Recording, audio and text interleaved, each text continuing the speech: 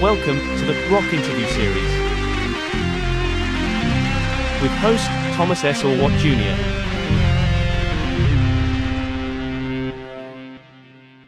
Welcome to episode number 112 of the Rock Interview Series. I'm Thomas Orwatt Jr., and it is January 6, 2025, and for this feature, I have guitarist, songwriter Trace Foster of the new rock band Close Enemies as my special guest. In addition to Foster, Close Enemies consist of rock legend Tom Hamilton of Aerosmith on bass, Tony Brock of the Babies on drums, Peter Stroud of the Sheryl Crow band on guitar, and Chasen Hampton on lead vocals. Close Enemies will be releasing their debut single on January 17th entitled Sound of a Train, and the band will kick off a small tour starting on January 8th. During this interview, Foster talks about the formation of Close Enemies, the band's future plans, his experiences working for Aerosmith, the Rolling Stones, and AC/DC. So here he is, Trace Foster. Welcome to the Rock Interview Series, the first episode of 2025, and we have a great guest today. We have Trace Foster of the band Close Enemies, which is a super group that features Tom Hamilton of Aerosmith. And Trace, thank you for joining us today. And what can I say? Except, congratulations. You've only played one gig so far. You played in Nashville a couple months ago. I've studied the YouTube footage, and I'm going to make a declaration right now and say that Close Enemies is going to be the number one brand new band of 2025. Congratulations on that, and it must be pretty exciting to be involved with this group of great musicians, especially Tom Hamilton of Aerosmith, a rock and roll legend. I don't even know what I can say after what you just said. Interview's over. Thanks. That was wonderful. No, man, it really is. It's beyond any of our wildest dreams. I mean, we didn't have any idea, what was going to happen when we first got together, but then it became, pretty quickly became pretty evident how amazing it was really going to be. We really just kind of hit it off and locked in and started writing and working, and we're definitely we're ready for 2025, and hopefully we will live up to your expectations. I definitely think you will. You have a single coming out, Sound of a Train, that comes out on January 17th. I've heard the song, and it's really good. It's brilliant. And why did you decide to go with that track? I mean, without hearing anything else other than the stuff I heard from that concert from YouTube. Yeah. I mean, it's a strong track, obviously. Yeah. There's a couple different thoughts. Back in the day when you did records in the 70s and the 80s, you would never lead with your strongest song. That would always be like single number 3. That would take you over the top. Unfortunately, in the world that we're in now, the people's attention spans are so short. We just felt that we really had to basically hit you over the head with what we're all about. And that song really, really is what we're all about. It's just it's got that, well, you heard it, it's got great guitars, great vocals. It's just cool. And that's kind of what we're all about. We're just about being cool, classic rock. We're not trying to, change the world. We're just trying to rock it a little bit more, Mm-hmm. Before we get any further into the songs and that, I guess we should step back and talk about the formation of the band, talk about how the other members of the band got involved. So if you want to just, I'm sure you've answered this question millions of times, but let's answer it one more time. I mean, it can be the final time too. Oh, it's funny. So give us the real deal then. Okay, I'll give you the real. You're gonna get the exclusive.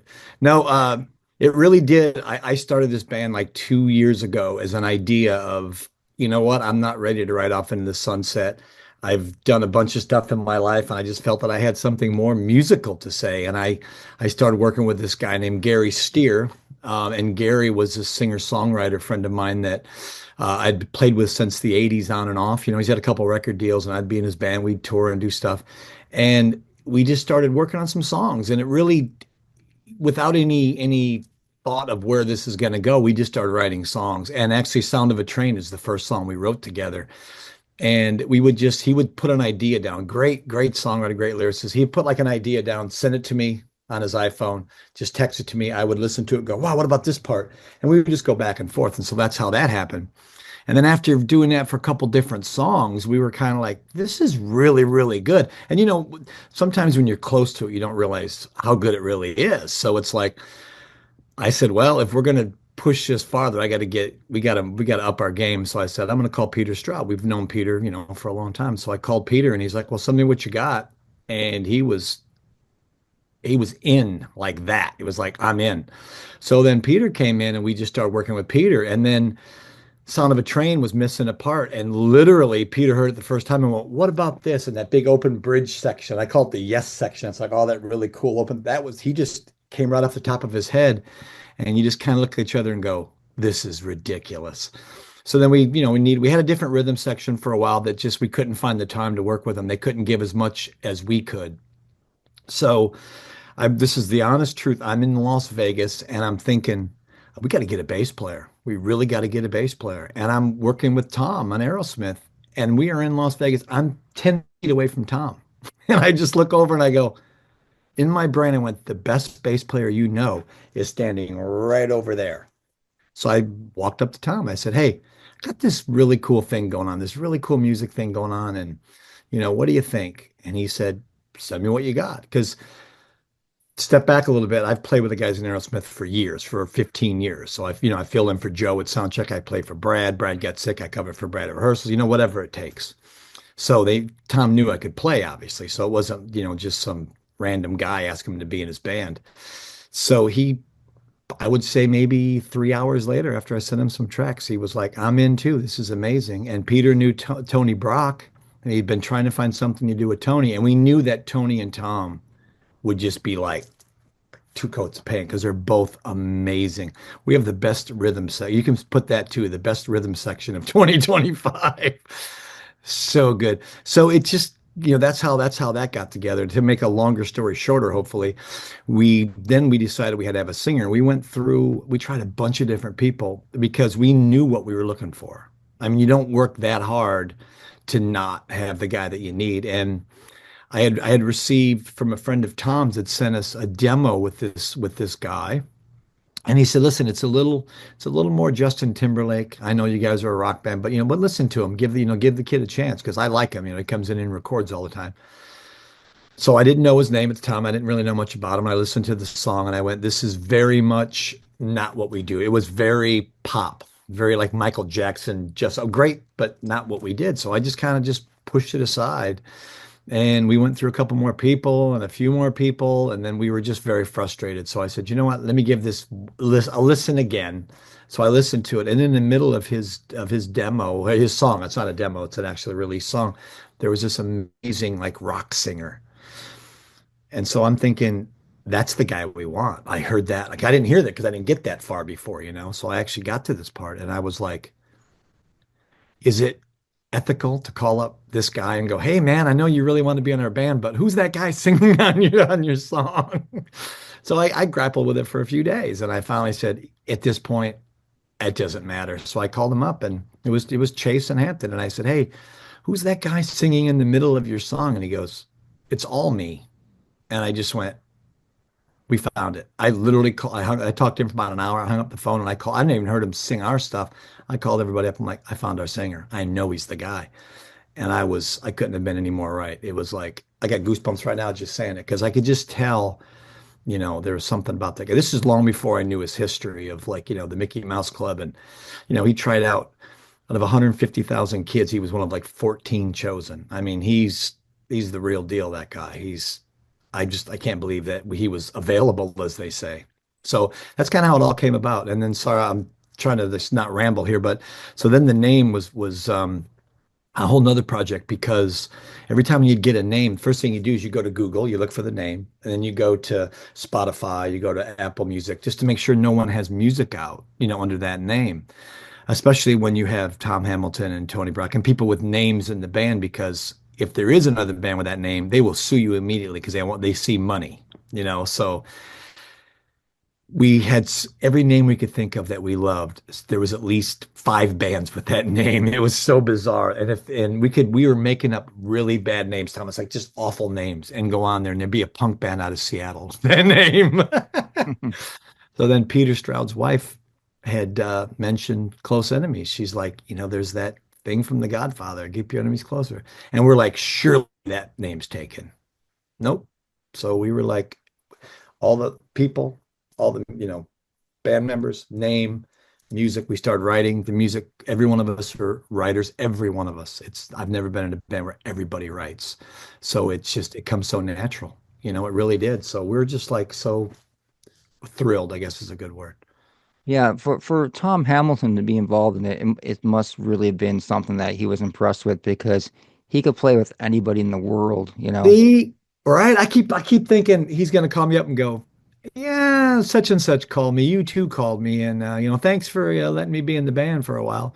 And he's never been happier. He said, it's just, it's obviously it's not Aerosmith. It's not, the greatest American rock band ever. But for Tom, it's Tom because it comes from his heart. He can do whatever he wants in this project. And, after a while, Aerosmith was it was set in stone. This is what you do, and now this is like starting over and he's really enjoying himself. And that's at first we're like, we just make sure we keep Tom, excited and happy. I'm like, man, he's so excited and so happy because he was the first one that told me, he goes, you do realize how good this is, right? And I'm like, I think so, but you don't really know, until you play in Nashville, until you play your first show.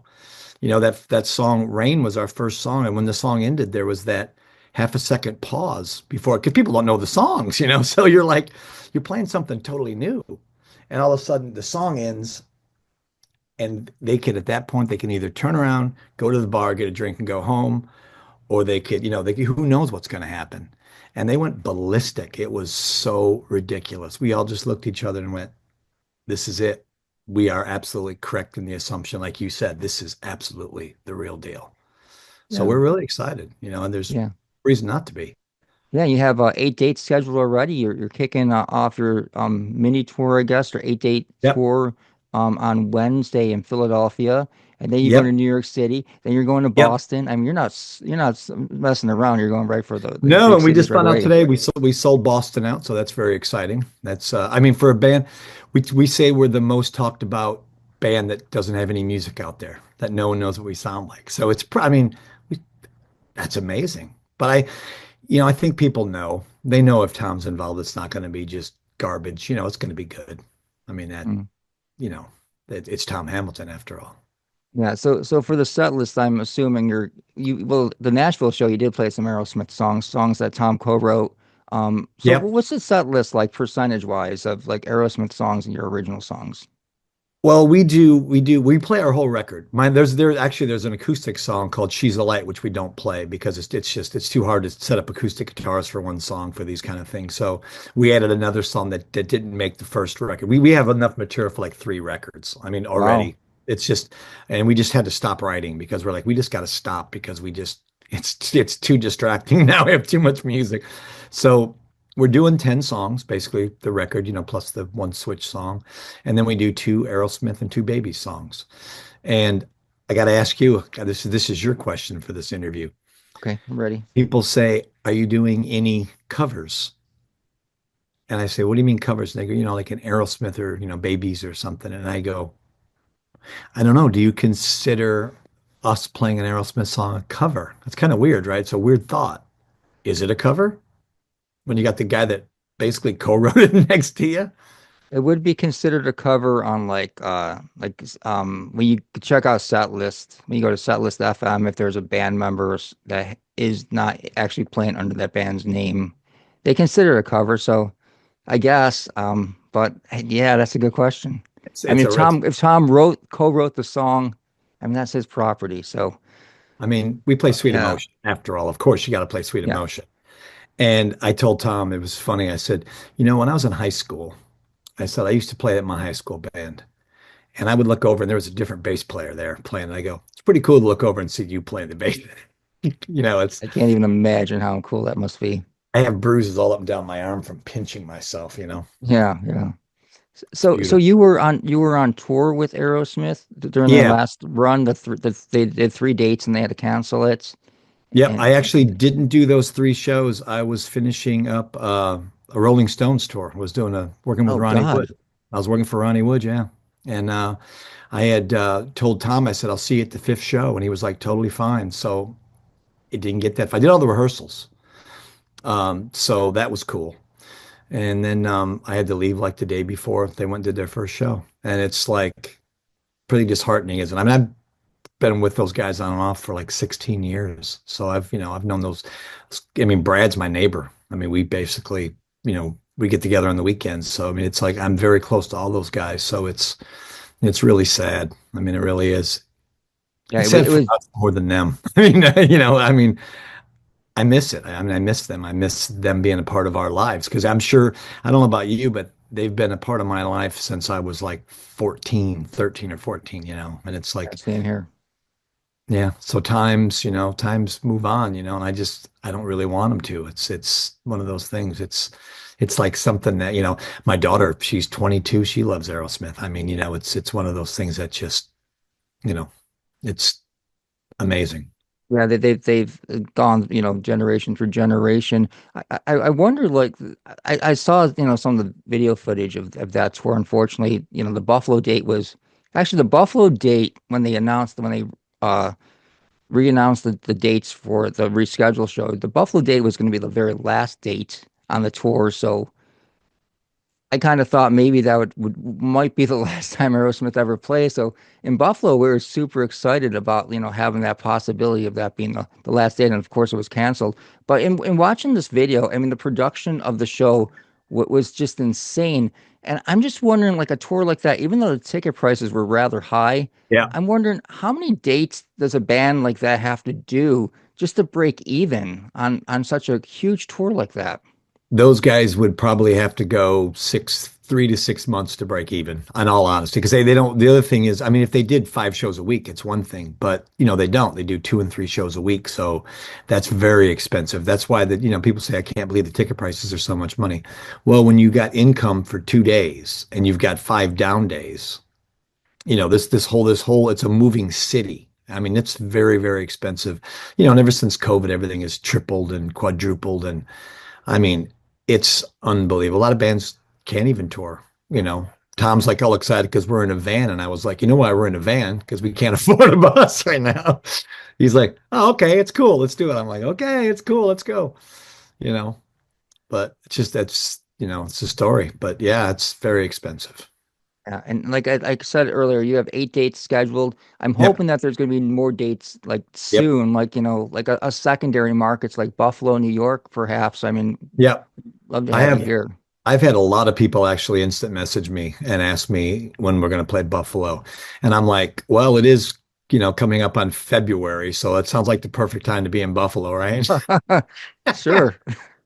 Why not? Yeah, it's funny. We're like, let's go do some shows. Let's go do some shows. Okay. And, we started looking into booking shows and our booking agent's like, okay, I got some, we should really start in Boston. And see, I'll tell you something I've not talked about before is the show in Nashville, our very first show, was not supposed to be a show. It was supposed to be for us to get our social media. It was going to be more of a friends and family gig because we were going to wait to even announce this band until after Aerosmith was done, even though the record's done. The record's been done. It's not fully mixed, but it's done. I mean, all the songs are recorded. And so we're like, we have till May. So we're talking this is September, right? So we're like, well, let's just go ahead and, we'll do this thing in October. We'll get video. We had all these videographer guys showing up to do videos, and we're going to bring friends in there and, just kind of have a cool thing, a lot of B-roll footage. And then, the Aerosmith thing happened. And then Tom, bless his heart, said something in an AARP interview about his new band. And our manager called us and he goes, boys, it's game on. So we've been scrambling ever since. We didn't even have a Facebook account at this time. Didn't even have anything. So all of a sudden, we put a Facebook up there, and the first day we looked and we got, one person on there. We're like, okay, here we go. I have to start somewhere.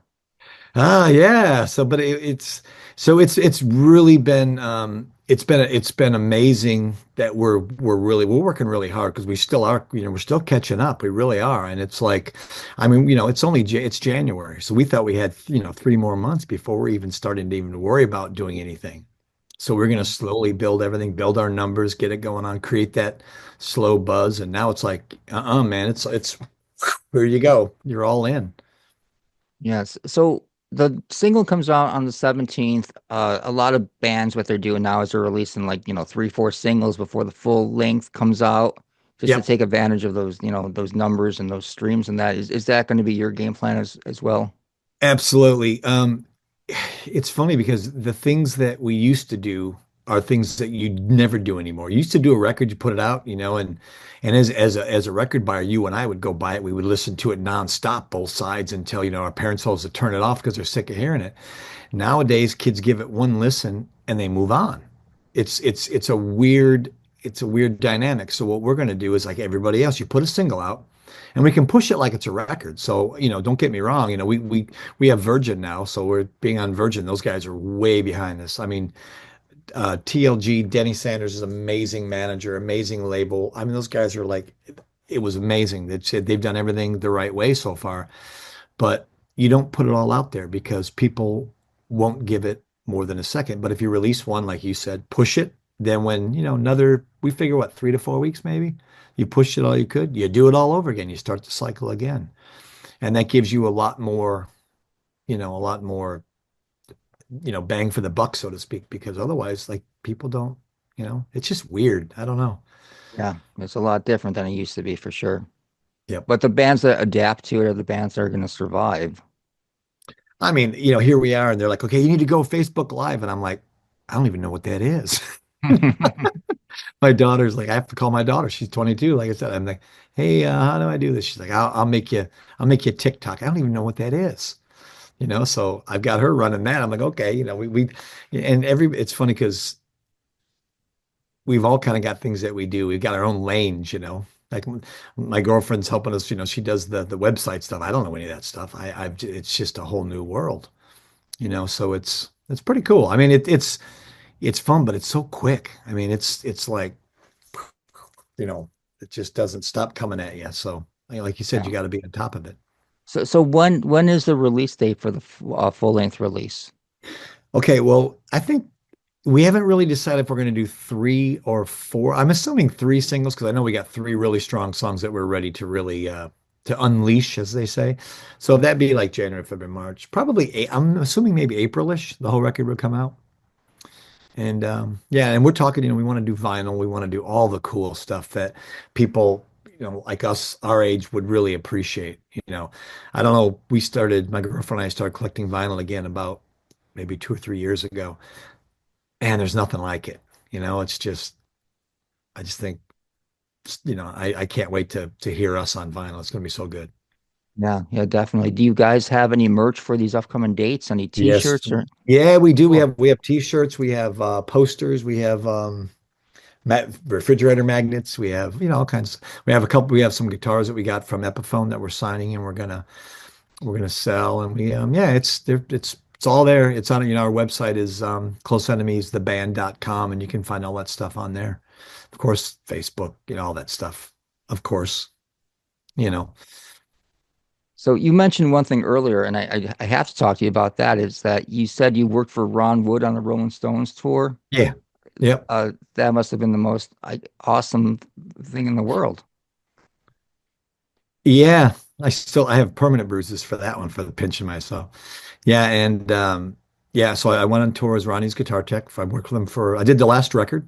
My name is on their record. It's on the last AC/DC record. It's on the last Aerosmith record. As a 15-year-old kid, I would have said you're totally pulling my leg if you would have said what's going to happen in this career. And playing with Tom Hamilton, I'd been like, get out of here.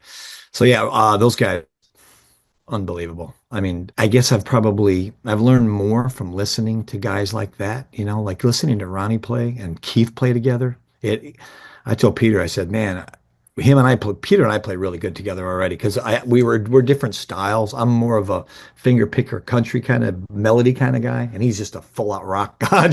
So it actually works really well. And Keith and Ronnie the same way. Ronnie's more of this guy and Keith's more this guy. So it kind of, it's just, yeah. Yeah, it's definitely one for the books for sure. So you worked with AC/DC, Mhm. Aerosmith, and the Rolling Stones, like the To three name a few. biggest bands in the world, pretty much. Yeah, That's what is the secret to your success? How did that all happen? I mean, where did it start? it's like I come out of the UFO and here. Well, no, it, in all, Yeah, right. I believe that. No matter what it's you tell me, I believe that more than what you're about to yeah, tell me. it's literally in the 80s. I was living in Los Angeles and playing in bands and record deals and not having record deals and you know starving to death and living in a car, everything, all the good stuff everyone talks about having a blast doing. And I got offered to go into a studio and work with a woman named Melissa Etheridge in the early 90s. And I went and did a record with her. And I was just, kicking around LA trying to find something to do. And she had said to me, she said, hey, I want you to come on the road with me and be my guitar tech. And I was like, yeah, I don't know, I might want to, keep playing music. And she's like, no, I want you to play as well. I want you to, be my guitar tech, but because I know how you play, I want you to play keyboards and guitar. So on the side of the stage, I had a world bigger than hers. I had like keyboard rig and guitar rig, and then I'd give her a guitar, come back and play. And, so it was, I did that for like 13 years. And then a buddy of mine said Rick Nielsen needed somebody. And then I grew up in Rockford, Illinois. So, I've known those guys my whole life. Never worked with them or anything, but I know. So I worked with Rick, and then did that for about a year or two. And then I was totally content. And then I get a phone call from Joe Perry's people that said, hey, this guy recommended you. And it was like out of the blue for me, and they said, our front of house guy said that you're the guy. And they said, who have you worked for? And I said, well, Rick Nielsen. As soon as I said Rick, he said, I'll call you right back. And he hung up on me. And I was like, okay. He called me right back, said, Rick Nielsen said, you're the guy. You want the job? You're flying out tomorrow. I said, okay. And then this business is, it's not what you know, who you know, it's in the right place, right time, all that stuff, it's true. Because I can't draw it out for anybody or say, this is what you do to get where where I've been able to get to, because I don't think it would ever work. Well, what do you get more excitement about, playing live music or like teching for like Angus Young? Their intensity level is kind of the same. And the cool thing with Angus is I'll just, you look at him and you go, this guy is, of course, he's unbelievable and great. He's super, super cool guy. And, you're looking at 100,000 people just getting off on what he's doing. And in my brain, I'm saying, if his guitar rig goes down right now, 100,000 people are going to look at me and go, get him. It's like, Yeah. So it's a very intense, fun thing. So that's pretty intense and fun, So it really is. It's not, it's kind of a thing of its own. And of course, playing music is a whole nother thing because, I've been playing guitar since I was like 10. So they kind of, to be able to have a career where they both intertwine. I mean, like you said, I can't draw this stuff up, it wouldn't work. Wow. With you having all these amazing connections, well, and of course with Tom Hamilton's name, Yeah. I mean that in itself is worth a lot too. Would you consider like going on and opening for like a real big, like mega, like Yes, that legendary band? absolutely what we would love to do. I mean, our point is we just want to get this out there because, we have two questions. Number one, does anybody care? I mean, let's face it, this is not like this is not the music that everybody listens to nowadays. It's not. But we're finding that a lot of people surprise us because we wouldn't think that they would, and they do. Like AC/DC. I've seen kids and grandkids at shows. So so the best way to see what would happen is to get out there for I'd love to open like for Styx or Heart or somebody like that. Do a Shed Tour, arenas, whatever, and just I think it'd be amazing. Yeah, I do too, especially when, people heard the music and like, maybe for the first time and, that's how you, a Remember? newer band. Yeah, exactly. Right. Well, Yeah. know it. You don't need me to Yeah. tell you, What but was yeah, you got to tell me, what was the first concert you ever saw? oh, we're going back to June 23rd, 1978. Ted fucking Nugent You're damn with, right you did, brother. with Double Black, live Gonzo, baby. yep, Black Oak, Arkansas. When you're 12 years old and you see Ted Nugent, See, you you're, said, okay, December 7th, 1977, Kiss. I mean, the dates. yeah. What was that, your first? No, I saw Angel actually. Oh, Is my wow, that's first concert. cool. Remember those guys? Yeah, Of with course, yeah. the gods open for me. If you remember those guys, no, they're Yep, really. yep. But yeah, Yeah, Kiss, December 3rd, 1977. It was the Love Gun tour, and I was on my yeah. brother's shoulders. I was 13. So, Wow. but That yes, that that's what changes your life. Yeah. oh, it's the reason you're sitting there and I'm sitting here. Let's face it. Right, right. I It have to is say one more that I have to tell you about. Like the one sure. that I keep thinking about all the time, AC/DC. Okay. May 31st, 1979. opening for UFO at Shade's Theater in Buffalo, New York. UFO couldn't make it over the border, so it's just AC/DC that night. Seeing Bon Scott as a kid, are Yep. you kidding me? Seeing Angus Young Yeah. at that time as like a Those 12-year-old. the, Come on, man. there's a live, well, it's I don't think there's it's only audio, but it's on YouTube. It's from the Power Ridge tour. So it's right, it's not the Highway Hills, right before that one. Let me tell you, well, even Rick told me before, it's like they would always go on late when AC/DC opened for them. I saw AC/DC with Bon open for Cheap Trick actually, and you don't go on right after AC/DC. You can't. I mean, nobody can back then. You just, well, Right. there's just no way. I mean, you can just feel it, man. But yeah, they were on fire. But anyway, so that YouTube live concert, it's from the Power Tour. I want to say Houston maybe, but oh man, you listen to that.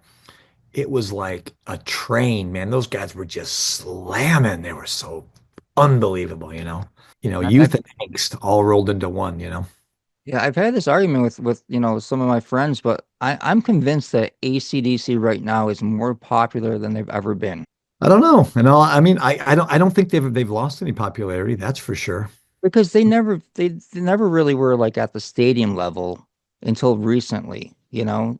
And you see a lot of those rock bands like Def Leppard, they were never like a stadium headlining band before. Yeah. They would play like hockey arenas. And Yeah. now they play stadiums, you know. So, Well, you know, AC/DC's biggest fans are definitely overseas. We do, you do Europe and there's 100,000 people, you know. So, and the amazing thing about over there is people take their holidays so they can go to every show. You see the same people over and over. They travel it's like the Grateful Dead, it's amazing.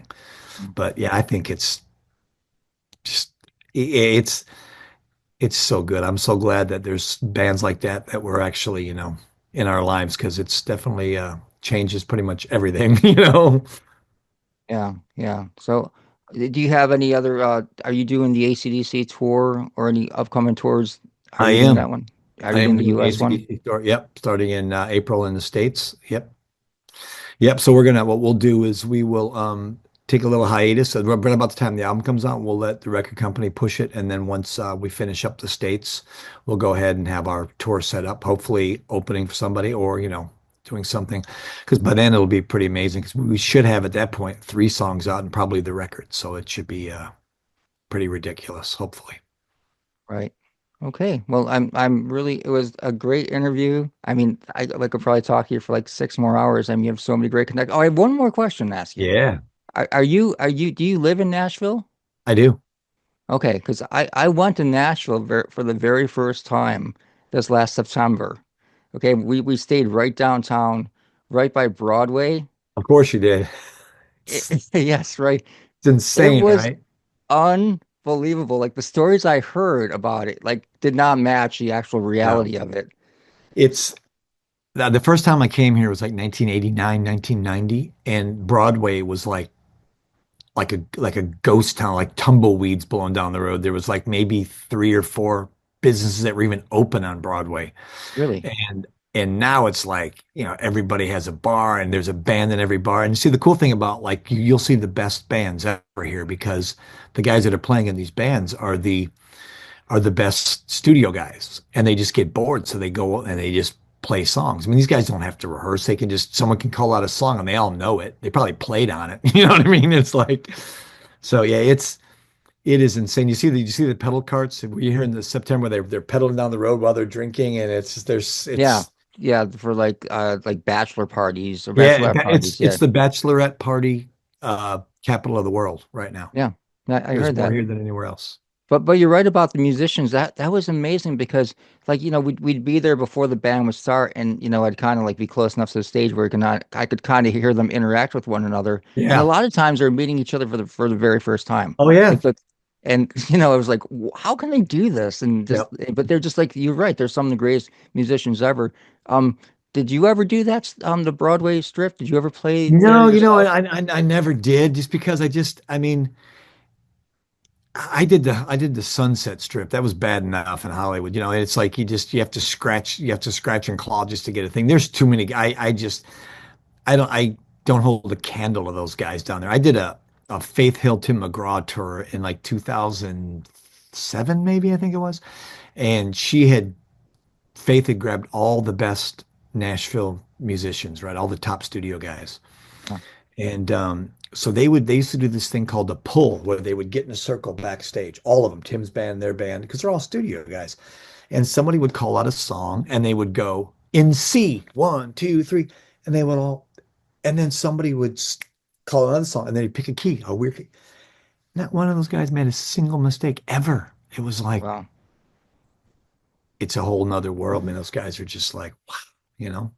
Yeah. So as being a Nashville native, what do you think of Yep. Broadway? Is that someplace that do you go there or do you stay away from it because it's, so I couldn't crazy? get any farther away from it if I tried. Yeah, you just, yeah, it's like there's so it's too big now. Nashville has grown so much, and the problem that I have with it is it's just growing, but no, not infrastructure is growing. It's like bulging at the seams right now. There's just so much. We moved, I live about an hour outside north of the city now. We moved out to the country just because we had to get away from it because there's just too much, you know.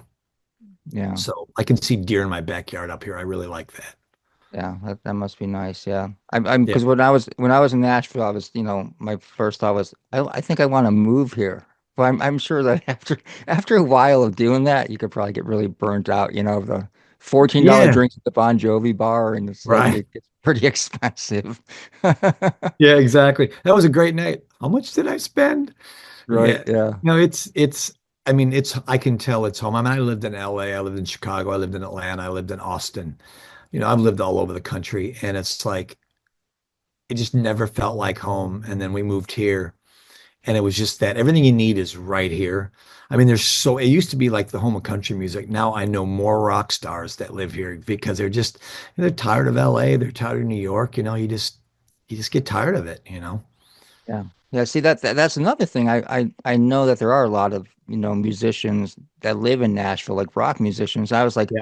okay, I'm sure we're going to see like maybe Billy Sheehan is going to come down Yeah. to Bon I was Jovi's gonna bar, say, but Billy, yeah. yeah, like that never happens. I bet. I mean, Yeah. they don't go anywhere near there. I bet ever. Nope. No, I mean, again, why would you? I mean, Yeah. you do that. It's funny because, people say you want to go see a show, no, not really. I do that pretty much all of my life. What I would like to do, I have a funny story and people say to me, is there anywhere in the world that you haven't been that you want to go? And my answer is the same all the time. Yeah, my couch, because it's the only Right. Yeah. I get it. I'd love to see that, but it's what we do, you got to do it while Yeah. you can because one day I'm going to go to get up and my body's going to go, nope, you're done. Yeah, well, hopefully you'll have many, many more years left, and we got to get this close enemies. We got to get you guys, in Buffalo at least. That's what I'm hoping for, near Man, Buffalo. So let's make yeah, that the, happen, the man. theater there would be really cool. I would love that. That would The be awesome. Riviera Theater, Yeah, that would be really cool, that right? would be perfect. Yeah, yeah, that would be great. So let's make that happen. And thanks again for your time, and best Oh of man, luck. thank you. And For hopefully sure. we'll have to hook up again soon and I was talk going to more about say these if songs. if you know if we get up that way, reach out to us because I mean we gotta have you come down and hang out with us and really experience this really cool thing we got going on up close and personal. Yeah, well, that would be me pinching myself then. So yeah, thank you. That would be great. Right? And then you can pinch Yeah, me because I'll be like, I'm tired of pinching myself. awesome. Well, Trace, thanks again and best of luck. And we'll talk to you again soon. Thanks, brother. Take care. Appreciate you. All right. Bye bye.